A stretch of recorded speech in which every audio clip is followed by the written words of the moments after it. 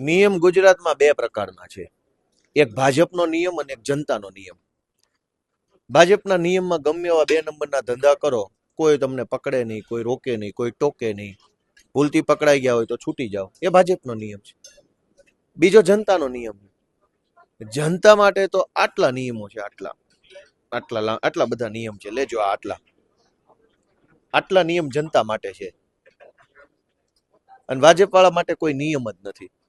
ભાજપના લોકો બળાત્કાર કરે છે, કોઈ પકડતું નથી. ડ્રગ્સ વેચે ભાજપ વાળા દારૂ વેચે છે. ભાજપના અનેક નેતાઓએ જમીનો પચાવી પાડી છે. ભાજપના અનેક નેતાઓ વ્યાજે પૈસા ફેરવે છે.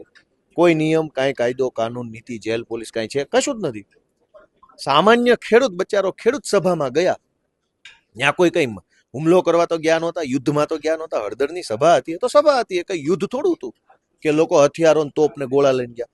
એક સામાન્ય ગરીબ પરિવારનો નિર્દોષ ખેડૂતે સભાને સાંભળવાને જોવા ગયો હતો, છતાંય પકડીને પૂરી દીધા. એક સામાન્ય માણસ માટે આ કાયદો છે, ભાજપના માણસો માટે બીજો કાયદો છે.